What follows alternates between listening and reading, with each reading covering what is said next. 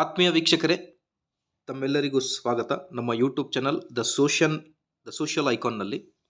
ಇಂದಿನ ಈ ಒಂದು ವಿಡಿಯೋದಲ್ಲಿ ಸರ್ಕಾರಿ ನೌಕರರ ವರ್ಷದ ಮೊದಲನೆಯ ತುಟ್ಟಿ ಭತ್ಯೆ 1.50ರಷ್ಟು ಹೆಚ್ಚಿಸಿ ಆದೇಶ ಬರುತ್ತೋ ಅಥವಾ 2% DA ಏರಿಕೆ ಆಗುತ್ತೋ ಅನ್ನೋದೇ ಒಂದು ಲೇಟೆಸ್ಟ್ ಅಪ್ಡೇಟ್ ಆಗಿರುತ್ತೆ ವೀಕ್ಷಕರೇ.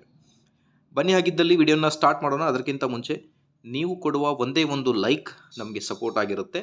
ದಯಮಾಡಿ ವಿಡಿಯೋನ ಲೈಕ್ ಮಾಡಿ, ಅದರ ಜೊತೆಗೆ ನಮ್ಮ ಯೂಟ್ಯೂಬ್ ಚಾನಲನ್ನು ಕೂಡ ಸಬ್ಸ್ಕ್ರೈಬ್ ಮಾಡಿಕೊಳ್ಳಿ. ವೀಕ್ಷಕರೇ, AICPI ಸೂಚ್ಯಾಂಕದ ಆಧಾರದ ಮೇಲೆ ಕೇಂದ್ರ ಸರ್ಕಾರಿ ನೌಕರರಿಗೆ ವರ್ಷದ ಮೊದಲನೆಯ ತುಟ್ಟಿ ಭತ್ಯೆ ಜನವರಿ 1ರಿಂದ ಪೂರ್ವನ್ವಯವಾಗುವಂತೆ 3% ಬರಬಹುದು ಅನ್ನೋದರ ಬಗ್ಗೆ ಅಂದಾಜಿಸಲಾಗಿದೆ. ಸೊ ಹಾಗಾಗಿ ಕೇಂದ್ರದ 1%ಗೆ ನಮ್ಮ ರಾಜ್ಯ ಸರ್ಕಾರಿ ನೌಕರರಿಗೆ 0.72% DA ಏರಿಕೆಯಾಗುತ್ತೆ.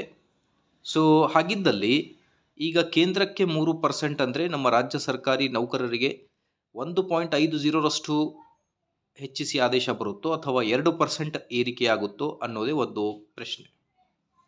ಐ ಥಿಂಕ್ AICPI ಸೂಚ್ಯಾಂಕದ ಆಧಾರದ ಮೇಲೆ 3% ಕೇಂದ್ರ ಸರ್ಕಾರಿ ನೌಕರರಿಗೆ ಏರಿಕೆಯಾಗಿದ್ದಲ್ಲಿ ನಮ್ಮ ರಾಜ್ಯ ಸರ್ಕಾರಿ ನೌಕರರಿಗೆ 2% DA ಏರಿಕೆಯಾಗುತ್ತೆ.